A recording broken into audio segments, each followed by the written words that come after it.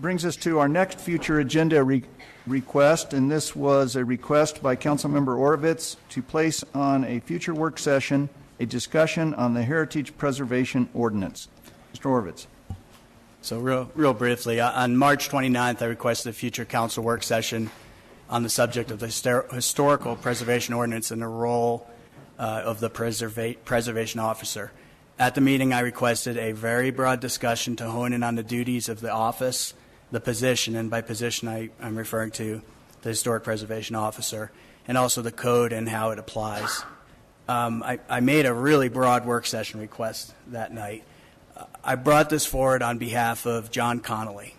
Mr. Connolly reached out to me in March, voicing his frustrations as a result of his experience with some aspects of the Heritage Preservation Ordinance. I listened to Mr. Connolly, and I thought his experience warranted a public discussion. So I brought it forward to see if there is council interest to discuss the ordinance in a future work session.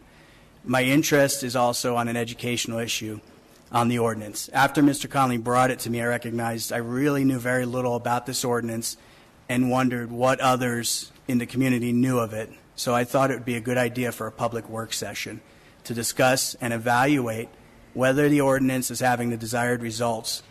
So by bringing this forward, I also hope to hear from the community with their experiences with this ordinance. With that said, I would like to, I know there's quite a few public comment cards, and I'd really like to bring up Mr. Connolly, if we could call him first, because he's the reason why I brought this forward, and I think it's worth council hearing, and I hope after you hear his experience, we can at least move this forward to a future work session to discuss it even more. Okay. Mr. John Connolly.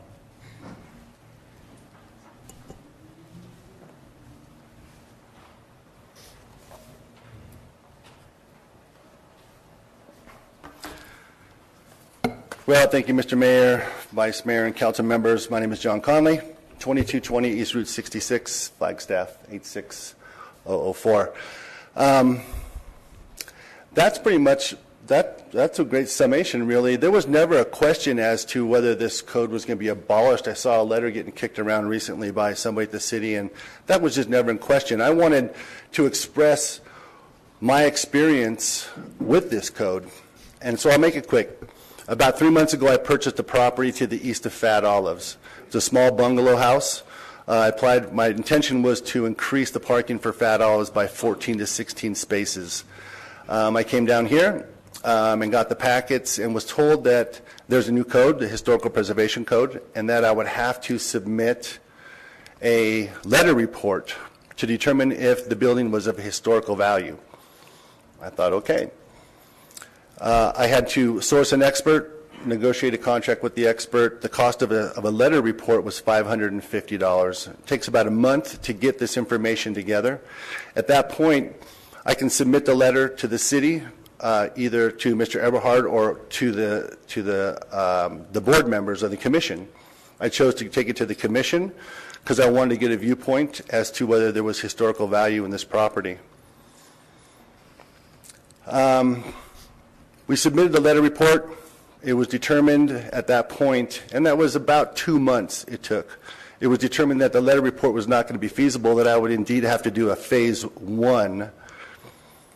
I wasn't quite sure what that was, so I soon found out. I had to go back to the drawing board, and I had to source an expert, negotiate a contract, sign a contract. The price of a phase 1 is $5,000 to $7,000. Takes about 6 weeks to gather the information. Then I have to submit it to the city, which takes about a month to process at that point. At that point, I submit a phase 1. It's evaluated, and it can be determined that, well, it's just not quite enough. You need a phase 2. So I have to go and source an expert, execute a contract, negotiate a contract. The cost of that contract is between $5,000 and $7,000. My point is that it's taken 7 months, and a job that would have normally taken $1,000 in permits for me to put a shovel in the ground, we're looking at about $13,000 to $14,000 before I can put a shovel in the ground. This is a very small project. This code was adopted in 2012 with the purpose of preserving the historical value and the nature of the buildings in Flagstaff, which I stand behind 100%. The whole purpose of this code was to make this information available to the public, to catalog it, categorize it, and make it available. As of 2 weeks ago, all of this information was sitting in Carl Eberhardt's office in boxes. Okay, Mr. Conlon, let me stop you, but let me ask you a question. When you talk about a phase one and a phase two, often we hear those terms in regard to environmental issues, whether there is an old gas station there and whether there's asbestos. Are you talking about something different from environmental issues? No. So my understanding is that this was not in a historical overlay or a transect zone. It was just found to have been, a letter report did not satisfy whether this building could be determined to be of historical value, so a phase one is ordered. So an archaeologist, in this case Annie Lutz, who's been amazing, but is a busy woman, has to go and kind of data mine, has to search for building materials, carpenters, recreate the building. Then that's submitted, and then it can be determined whether a phase one will work or not, and if it's not, then you move on to a phase two. So it's not in with regards to hazardous materials, to the best of my knowledge. Another interesting point is that we're the only municipality in the state of Arizona that requires an individual property owner to pay these expenses. Right. Let me also ask, were you applying for or intending to apply for any tax credits or grants or anything in regard to historical property? I was not. The intention was to, well, there's a couple intentions with the building. One was to demolish it and increase the parking. So I didn't apply for grants or, federal funding or anything of that nature. I wasn't aware there wasn't any available. If it had turned out or does turn out that this, it's a house, right? It is. It's a 900 square foot home. It's an office now. It's been remodeled. The kitchen's been taken out of it, and Okay. Yeah. I have a couple questions. Mr. Horvitz. What surprised me when we met back in March was, first of all, the cost. I mean, so you're at the point now where you've been told you have to do the phase two? No, I'm at the phase one. I decided to. I'm like, I can't believe this. It's going to be. I've missed the window. It's 7 months.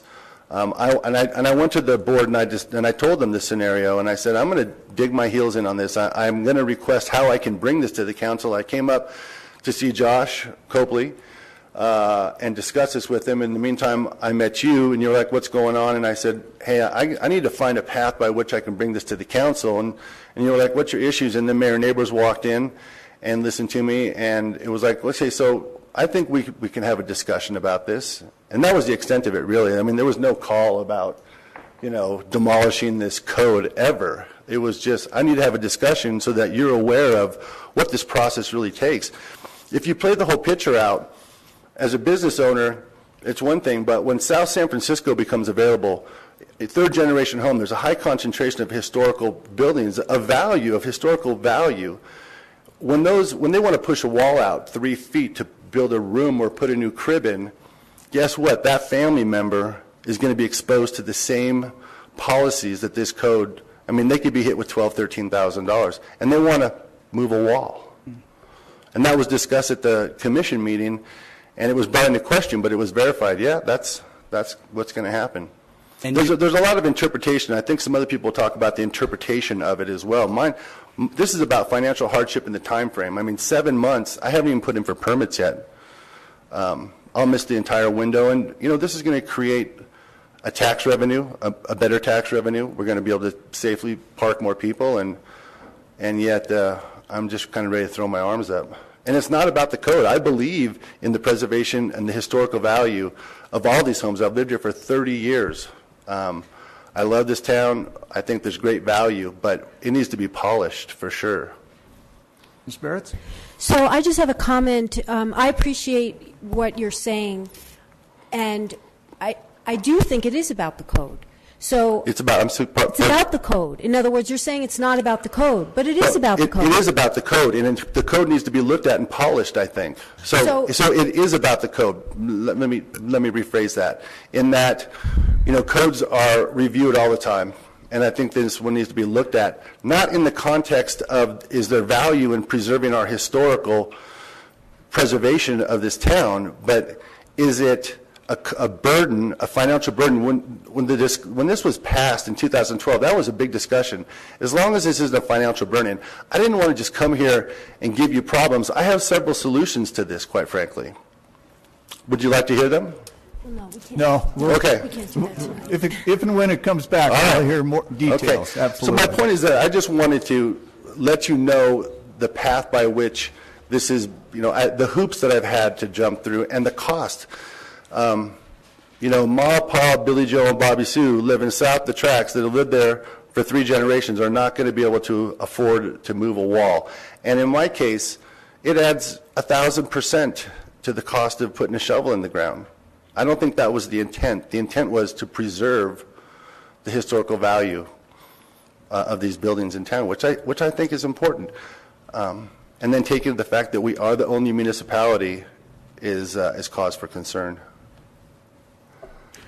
Ms. Barrett? Well, John, I really do hear what you're saying, but I don't think, in general, just because a municipality is the only municipality that does something necessarily means it's bad. Sometimes it means you're a leader. And I'm not saying that's the case in this. And I think what you're saying is we should be concerned that we're the only municipality because you're seeing it as a burden. Well, I think that there is a financial burden and a time burden that probably was not taken into consideration when this code was written. So I will support moving this forward for a work session. That's the only thing I would support, and that is what Councilmember Orovitz asked for. What I do know is that there is and I would encourage you to be sensitive to this too, that there is a particular sensitivity now among many in the community because there's so much change going on. Absolutely. And a fear that there may be an effort to make it easier to change the historical buildings, the historical character of our community. And that's a sort of a high elevation statement. So the reaction is strong to any effort to try to in any way diminish what we have. And so it's partly a timing issue. We've had some controversial projects here, so I'll support moving it forward with the understanding that we'll have a conversation, learn the facts from you and others, and then decide if there's anything as a policy-making body that we can do. Yeah, I think to summarize that, it's a hot button issue right now. I mean, clearly. The letter that was sent out recently that was signed by a city and Flagstaff employee completely misrepresented. I think it was signed by a commissioner. A commissioner, I'm sorry. But it was signed City of Flagstaff commissioner. Right. It just completely, in my opinion, misrepresented everything that was talked about at that meeting, and I think it created an environment of dissent, quite frankly. There was never a discussion about this code being obliterated in one person's was they're going to try to table this code and put it aside. It was like, I just want to have a discussion and discuss and let you know how long it's taken and how expensive this is and as we move forward. But I get it's a hot button issue, as it should be. There's big stuff happening, and but I want to assure you, I support the preservation. It's just it needs to be polished. This code needs to be looked at. I think there'll be other people that'll talk more about the interpretive value of this code, but I'm hearing more just to 7 months and 13 grand. That's a lot of burritos. It's a lot of pizzas. Mr. Orovitz, did you have another question? No, and I do want to point out, you're in East Flagstaff, close to 4th Street. I mean, I think most people know where you're at. Yeah. But, there was a lot of mention during this of downtown. And obviously, Vice Mayor Barrett says it right. I mean, this is a hot button issue. And I've seen that myself personally over the past 3 days as this blew up. This got crazy. Yeah, it's gotten crazy. I've spoken about this item for about a minute on March 29th, and that's all I ever said about it. And then all of a sudden, the commissioner's letter went out, and then Friends of Flagstaff Future sent out something. Mr. Shimoni, you sent out something. Yeah, it was totally misrepresented, really. Yeah, real misrepresentations as to my intent, which has been unfortunate. I think we want to create an environment where, folks like you can come to a council member, and then we bring it here, and let's see where it goes. So I do appreciate you coming forward and giving me a call, and I hope it sounds like there's some support here, and I hope there's enough support to move it forward. Let me get some other people that want to speak to this. Thank you very much. Thank you. Patty Luttrell.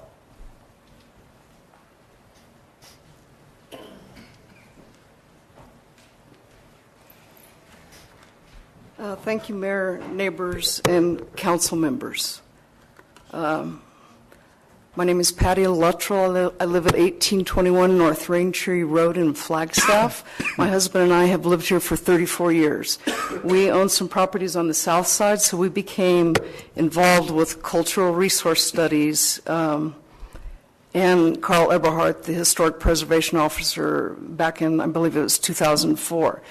And over the years, we discovered that what the HPO was telling us didn't quite follow the regulations. He began to discover it was in conflict with the regulations. And just so you know, in my line of work, I deal with regulations on a daily basis. Not historic, but I'm a consultant. I have to compare regulations. And it's not what he said, not what she said. What do the regulations say? So to try to understand all this, what was happening, I judge everything that we did was as per the regulations. So, and just so you know, our properties are in the Flagstaff Historic Southside District. And just so you know, that was enacted, I think, in 2009. And there was a law passed, it's called Proposition 207, passed in 2006. It prohibits municipalities from adding burdensome historic regulations to historic buildings. And that's why it's not called an overlay district. There are only 2 overlay districts in Flagstaff. They're both on the north side. Everything, all the federal regulations, everything applies to those. Everything else is just an historic district, but it's that word overlay. So on the south side, we're not in the overlay district. So I ended up, it kept getting worse and worse with Eberhard. I submitted about a half-inch complaint in April 2015. And again, in my line of work, I document everything. And I can't go into that, but if you need copies of that, Dave McIntyre has those. Then in January, I had to file a second complaint because my husband and I own the historic Basque handball court. And if I look at the regulations, a cultural resource study, a phase 1, is not required if you do repair or maintenance. And that's all we were doing, repairing the upper 3 feet of the sand court walls. And it would have been completed by now and open to the public, except we got a stop work order from the city because Eberhard said, oh no, they need a phase 1. Well, that's incorrect. It's now taken 4.5 months and then the help of council, I had to go to the state historic preservation officer, and he said, Patty, you're absolutely correct. You're not in an overlay district. Those regulations do not apply. And I'm still waiting for the permit to come through. Then I discovered... I have to stop you. Okay. Same time for everybody. So your experience, and that's what we're trying to get to here tonight, is whether there are reasons that we should have a work session and take a look at this particular ordinance. So you're telling us what? Not only does the HPO, but also the HPC do not follow your own regulations, which are right there in black and white. And I have, again, a half-inch complaint, and then my most recent complaint in detail will explain all of that to you. And then you can review it. All right. Ms. Barrett? So I think I would like to ask the city attorney to talk about the role of the city council as it relates to staff, because it's uncomfortable for me to hear criticism of staff because we don't have any oversight as a policymaking body, we don't have oversight of all of the staff in the city except for the city manager and the city attorney. So it's the city manager's job to ensure that all staff perform to standards. So we are not allowed to go talk to someone who a member of the public complains about. We can talk to the city manager, who then it would be up to him. So I'm just trying to understand, you've had a bad experience with an individual staff member. Multiple times. Okay, but for the purposes of what we're considering, you do not support the way the code. Do you think the code's okay and it's just how it's being implemented is the problem? I think the code is maybe 90% there, but it's the way it's being interpreted and the power of the HPO. and it's kind of up and down, and he's not consistent, and that will be seen in my complaints.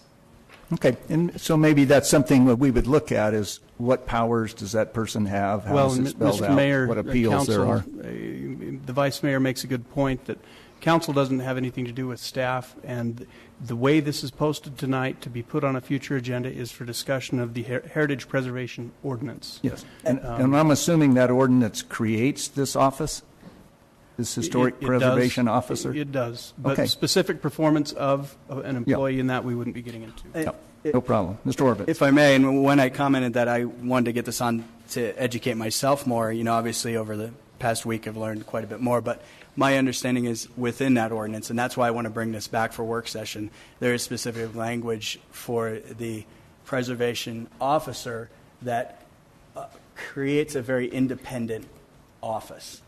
That's what I'm hearing. So because I hear you, because we have to talk to the city manager to address issues, but my understanding is the city manager does not have authority directly over this position in that capacity. Well, we'll get to that when we get to the ordinance. And the only reason I bring it up is because that's why it's so important to bring this up, because there's a lot of confusion as to the structure there. And it's the structure of the ordinance, what it does, what it creates, that you can discuss, not the specific, officer. That's fine. That's fine. All right. Thank you, Ms. Fistrell. Thank you. Kevin Heinonen?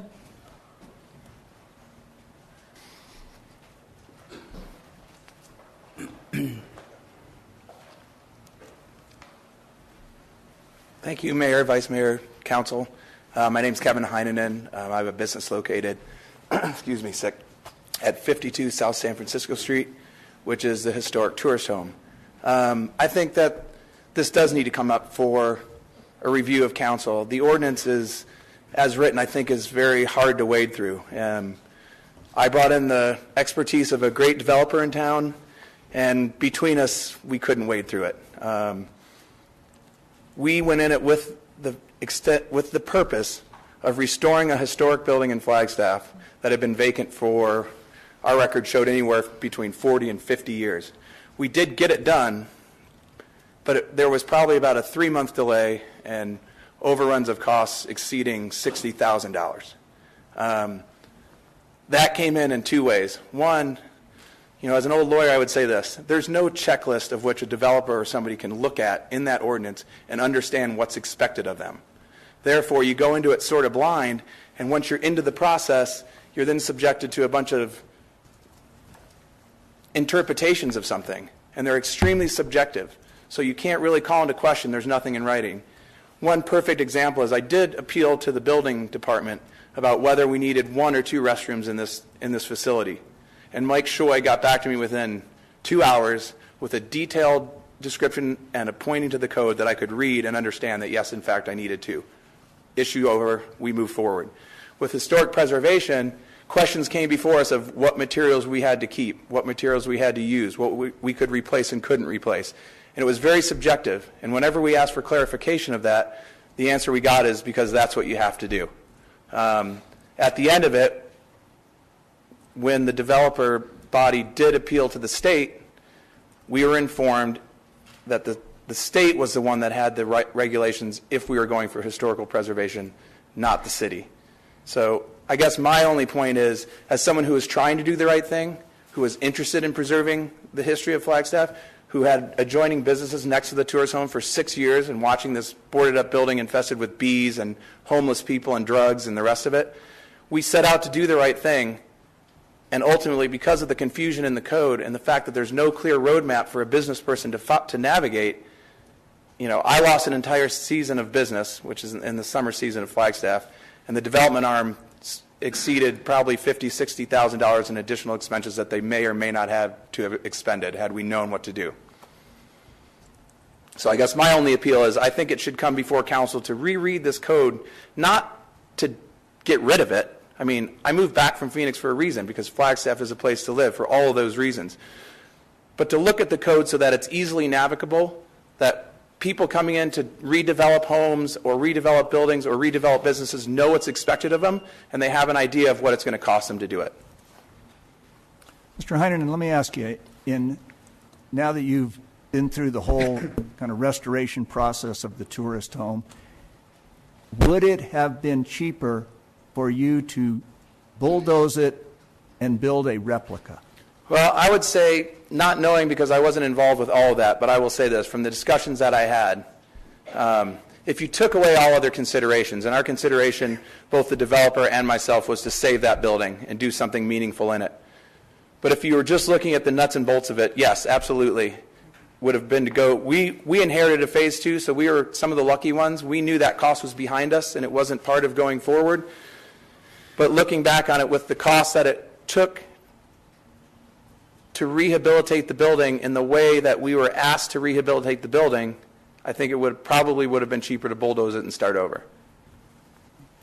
Well, I thank you for the job that you have done there. Mr. Mayor, again, with the discussion, the issue is, should this be put on a work session agenda for the future to be discussed? I think we're getting into that discussion again tonight, kind of like we did with the last item, so just a caution on that. We'll watch it. All right. Any other questions for Mr. Heinen? All right. Thank you. Josh Edwards, I'm not sure if you wanted to speak to this issue. Yes. Yes? Okay. Mayor, Council, thanks for hearing me this evening. I come in front of you merely as a lover of Flagstaff history, and I'm glad to see that so many people are here tonight to show that Flagstaff's history and historic preservation are very important to us.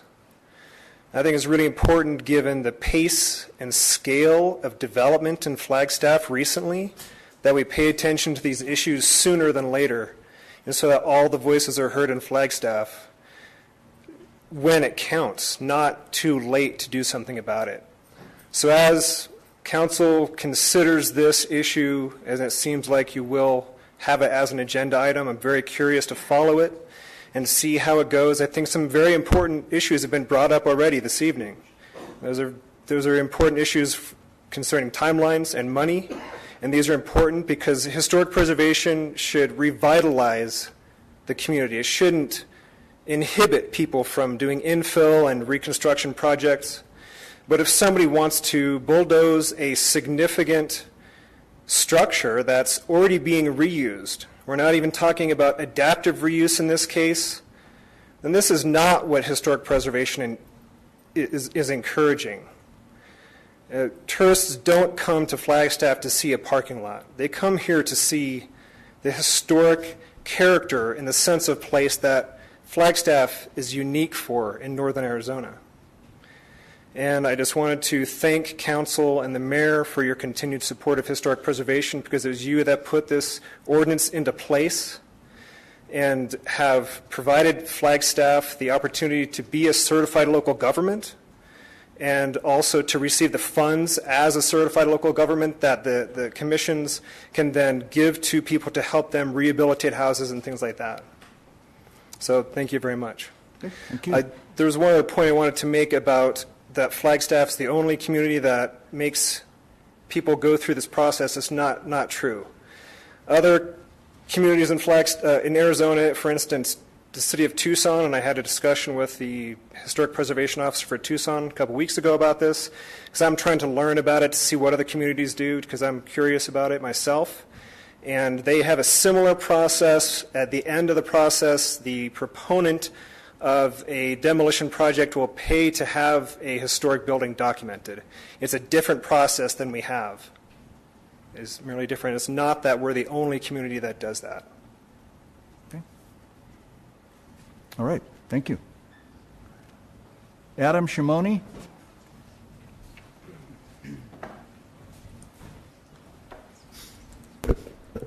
Good evening, Council. Adam Shimoni. I remember not long ago standing up here and speaking to you all about the conditional use permit and whether or not that should be remaining in our policies. And I remember the mayor asking me, Adam, where were these people when we first started discussing this subject? And I'm glad to say that it seems that the community has learned about how to engage and how the process works, that they're here at the first minute. And I think it's a beautiful thing that we should support and encourage. And I hope that our concerns that you've seen on Facebook and such are not concerns at all, and that our historic structures will be saved and protected, and we will be doing what is in the best interest of our community. Thank you so much. And I appreciate your enthusiasm to bring people here. It's just been a little frustrating for me over the past few days because there's been a lot of insinuations about me just wanting to get rid of this ordinance, and I never made those comments. But I do appreciate your enthusiasm, and I mean, you're so excited you run up here during public comment before we even got to the item. So thank you for that. Right. And I think that, like it was said, there's been a lot of changes happening in this town really fast, and it's definitely a hot subject, and it's awesome that the community is on the pulse. Thank you all. All right, thank you. Jamie Whalen?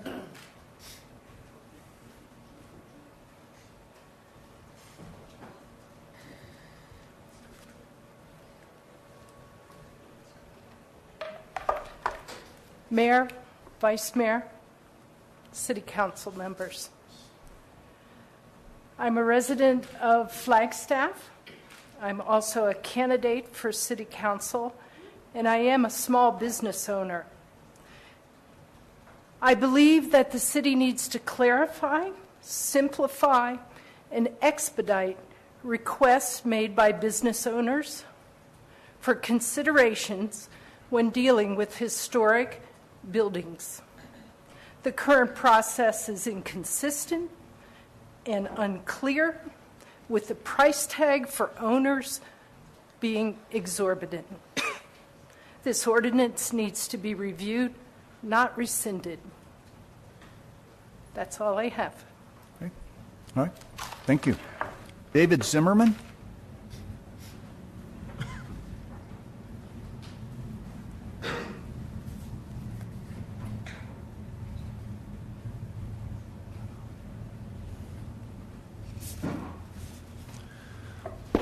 Thank you, Mayor and Council. My name is David Zimmerman. I live at 3001 North Chavine Boulevard, area code 866004. I am the former member and chair of the Historic Preservation Commission. I'm also a member of the Arizona Preservation Foundation and a preservation specialist for the Arizona Department of Transportation. I'd like to say that over my time sitting on the Historic Preservation Commission, we looked at numerous requests for demolitions and alterations and changes in historic properties. And we did get a number of studies that were conducted by local consultants. I think it's a misnomer to say that if someone wants to fix a wall, they're going to have to go through a whole $12,000 of studies. That's inaccurate. There are times when you want to demolish a historic property that, as a community, we want to preserve the history and the construction of that building, and that documentation is basically archival now. It can be used by people in the future to basically reconstruct properties that weren't there, to test hypotheses and learn more about the built environment and the history of our town. It's not uncommon under federal law with the Historic American Building Record, and it's a part of most state laws, and it's a part of many municipal ordinances to document properties prior to demolition, not alteration, not improvement. As far as the figures that are being tossed around in regards to the cost of applicants, I think a work session would be an excellent opportunity to perhaps collect invoices from the consultants and see what people were actually charged for this. So far, in most cases, no one has claimed that this was an undue burden when they wanted to make additions or get demolitions on historic properties. The cost of demolishing, the engineering costs, the cost for hazardous materials, the other costs, $1,000 now. The costs of the documentation as a service to the community are a small fraction of what the actual costs are to get a demolition of a building. That doesn't seem to be being talked about. So I think there's a lot here. As a future item, agenda item, as a work session, I think it's worth hearing from all sides and going forward. But I think that in my experience over the many years that I served on the Historic Preservation Commission and helped to craft the ordinance that you're hearing about tonight, it's not an unusual ordinance, it's not an extreme ordinance, and I think it's been quite an effective ordinance. So thank you very much. Thank you. Oh, Ms. Barrett, question? Yeah. So, David, I have a question. So if this is actually placed on the agenda, I would welcome you to come back and talk about your perspective about why you think the ordinance has been effective. Yes, we could certainly do that. I'd be happy to do that. Okay. Tori Syracuse.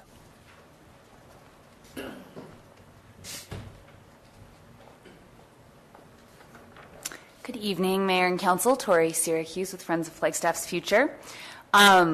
I want to thank you, Councilmember Orovitz, for clarifying your motivation on this. I think that's really helpful. And to Mr. Conley and others for bringing the issue up, and everyone who has come out this evening.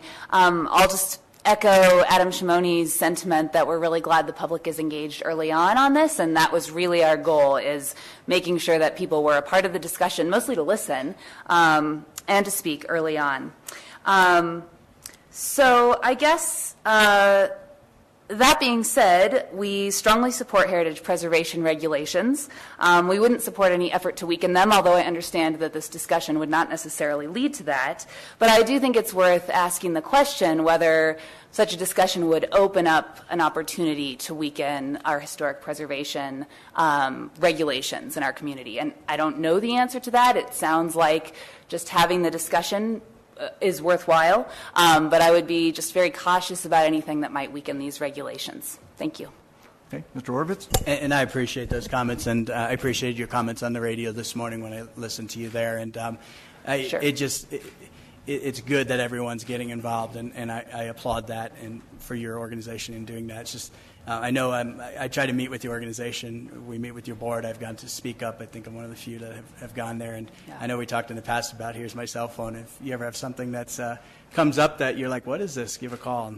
And didn't quite happen this time, but I'm always open to hearing those ideas and hearing from you guys before things kind of get charged up. Great. I appreciate that. I did try to clarify sort of what Yeah. this was about on the radio this morning. Yeah, I no, hope that's that great. helped. I appreciate it. Thanks. Thank you. Okay, thank you. Don Tucker? So this whole thing I'm not going to read, but I would like to echo a little bit of what everyone has said. I do believe that a lot of the historic preservation code is prohibitive and deterrent, and I support that. I support that from the perspective of someone who has spent thousands of dollars complying with these regulations. And I am, whatever you said earlier, Susie or whatever from the South Side, like lived there my whole life.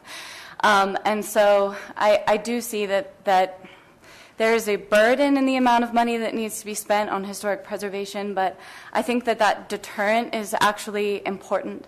And if we open up this conversation and try to change that, then we also open ourselves up at this very unsettling time in Flagstaff's history to developers who will take advantage of any weakness they see in our historic preservation code to amass wealth and to just stamp out the importance of those lives that preceded us.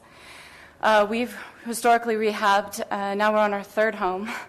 When I left the house this morning, we had $12 in our bank account. These things are prohibitive, they are hard, they are difficult. We do not stand to, make the kind of money that a developer would at any time in the future. And so I hope you'll hear me say this from an altruistic standpoint, which is I would pay that money again. I would sit and watch our home that we deeply, dearly want to move into and begin our life as a family and sit empty just so that it wasn't bulldozed. And the people who lived in these homes that are at risk, when I hear about this bungalow, the first thing I wonder is who built it? And that's what a Phase 2 does. It tells us the incredible history of those people who lived in Flagstaff and didn't make it into the history books, but who built the homes that built this town and their story is pivotal and important, and we shouldn't take it away from the future generations.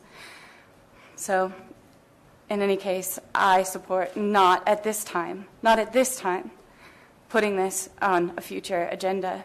I think it's too delicate of a time. Thank you. Okay, thank you. Roby Johnson?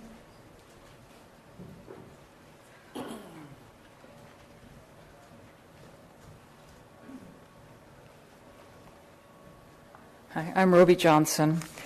I support the zoning regulations pertaining to the historic preservation. The city has spent many years and lots of money revitalizing downtown. The south side has been coming on its own lately, and townside is strong and thriving. These are historic areas that need and deserve protection. Please take a moment to think about the words historic preservation. To preserve and protect Flagstaff's heritage is the greatest legacy we can give future citizens. I can understand the businessman's frustrations with the regulations and feel that maybe it should be reviewed, but I think that, as Vice Mayor Barotz brought up, there is a valid fear of what could happen.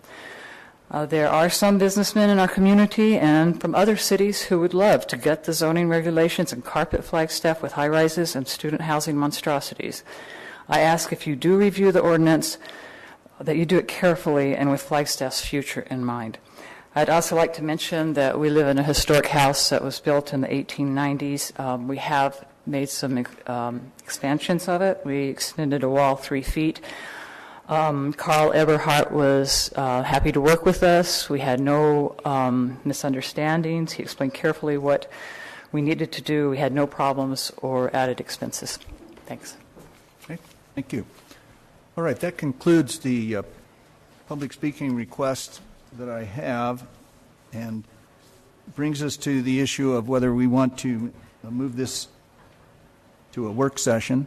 I see issues of how the process works, what the cost is, what the results of these reports are, what happens to these reports. Can the city stop a demolition? And apparently there might be some need to look at what the state laws are and make sure that we're coordinated with that. So that's just some of the issues that I have seen, and I would be in favor of moving this forward. Mayor? Mr. Orvitz? I know in the past, can we just, when we do vote on this, can we just get a roll call? Okay. Any other comments before we vote? Actually, Mr. Mayor, Council, it's not technically a vote. It's just a, direction, show of hands. In the past, but it's got a, we have to have 4. Sure. So, in the past, we have, and that's something we'll need to clarify, because we have voted, because I think Councilwoman Pudzova brought it up at one point and asked for a vote on it, a future agenda item. Yeah, it's a vote. We're not taking action other than to move voting the on item forward. And that has been the practice.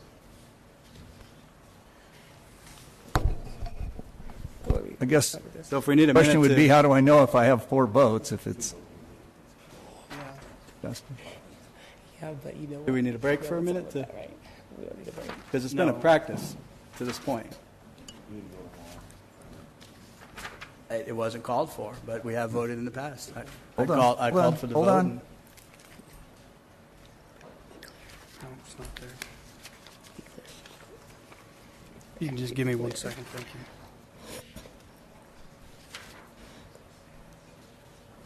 And we'll need to clarify this for the future. Mr. Solomon, I'm looking at 10.10.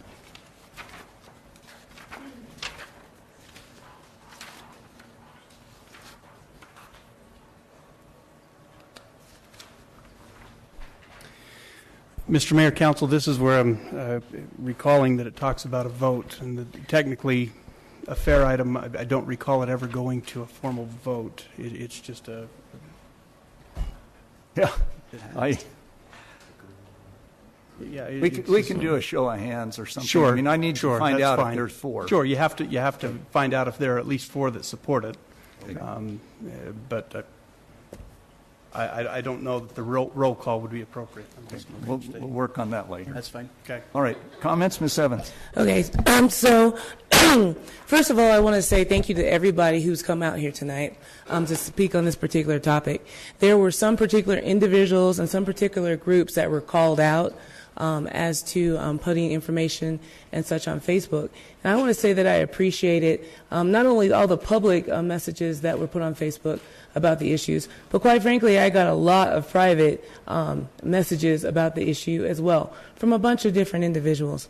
I will tell you what I told them in some of the private conversations, that I think the reason why there is such a heightened alarm, call for this particular issue is because of all the things that the community has been going through over the past, I would say, 12 to 18 months with different developments and different changes. And the community really is stressed out about what is this city going to look like in the future and what is going to be left of what we love about Flagstaff. And that's really what it came down to. I also think that perhaps the process here was not helpful as well. I would have personally have liked to have seen us maybe first go to the Historic Preservation Commission with a list of concerns, maybe talk to the commission about possibly changing the ordinance or what could be changed in the ordinance to make it be a better ordinance, so it could work for not only the businesses but also the history of the community. That's not what happened. What happened is we got a fair item that was just super broad. It was extremely broad. When we got here tonight, I totally appreciate the fact that Jeff was more clear about what his intent was.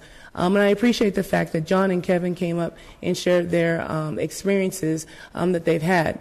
I would also say, though, I hear two different things. You know, I hear we need to look at the ordinance in total. I hear that we need to look at the role of the officer who is explaining who's carrying the message forward. And I think that those are two different things. I wonder if some of it is personality between individuals, or perhaps if it's ruled one way, it's great. If it's ruled the other way, it's not. That I don't know. But that's really kind of what I heard from the whole kind of conversation. I will tell you that I'm fine with us looking at the ordinance because I do think there's things that we could probably change and tweak to make it more amenable for people to go through the process rather than to tear down a historic building. I will tell you, though, that I have heartburn because it seems like every single time we've opened up a particular ordinance, at least over the last, I would say maybe 24 months, we haven't necessarily made them better.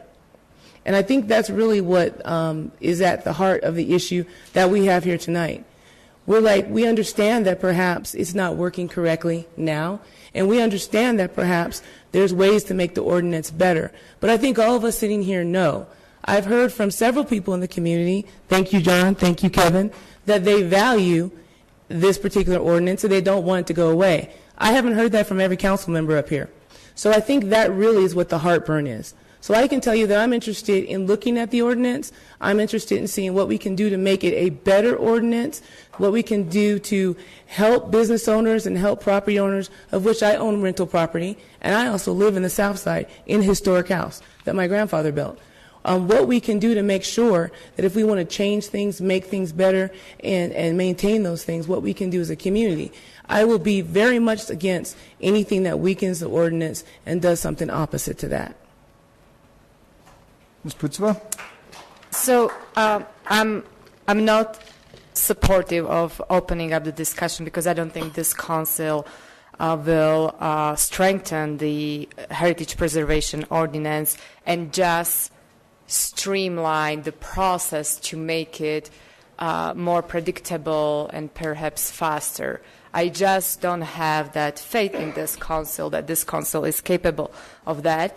And as Mayor Neighbors mentioned last time, 2 weeks ago, staff is very busy, and this is not my priority. I brought up the last 2 weeks ago interest in setting up strategies and implementing climate change section of the regional plan, but that was not viewed as important enough. And so I think the ordinance at this point serves its purpose. And when and if we have a council that want to really look at this from just the process perspective and make sure that we address some of the issues that, with all processes there could be improvements, I will be supportive of opening a discussion, but I'm not at this point. Thank you. Okay, any other comments? All right. I have a comment. Ms. Barretts? So I actually think Councilmember Putsova made a very important point, and that is that there was not enough support to take up an important issue because there are not enough city resources, and here we're going to take up another issue that will require city resources. So it's a values question. It's a priority question. And I share the concerns that have been brought up. I think this is an effort to actually weaken. I don't know for sure, but I'm nervous. I'm not going to suspect, but I'm nervous that the outcome will actually be negative, and we won't stay focused on the concerns that were brought up about process and cost. But with that said, I will support this, but I will not support any effort to undermine the underlying purpose of the ordinance and the goals that I believe many in the community support with regard to historic preservation. But it makes me very nervous to open this door because I feel like we might end up in a bad place, and I will be in the minority. Ms. Evans. I do have a follow-up comment. When this comes back, we've heard from at least one person that the ordinance works. We've heard from like 3 people that there are concerns. I'd be interested in understanding how many people have gone through the process, how many people are in favor of the process, how many people didn't have an issue at all with the process, how many people did have an issue with the process. Were they business owners versus, owners that would be living in these historical structures? I'd be interested in some background data that would contain that information. Also, one of the things that I guess I'm now aware of is that the information is supposed to be available for people to know, understand, and utilize, right, the history of buildings here in Flagstaff. But we were told that it's in a box in Carl's office. So my question is, how much funding do we put toward this? If the intent is for it to be available for the public, what does the budget line look like for that? Is it on the website? Has it been sent to NAU? Where is this put? Because it seems like if you have an ordinance that the information is supposed to be available for the public, but we as a council have never allocated money for it, that's really not the historic preservation officer's issue. That's an issue of council and why we didn't allocate money for it. So I'm interested in understanding those things when it comes back to council. All right. Give me a show of hands of those who want to move this forward to a work session. 1, 2, 3, 4. Okay, there's at least 4. And Ms. Barretts? I changed my vote. Ms. Barretts against, Ms. Putsova and Mr. Overton against. Okay, it'll move forward. Thank you.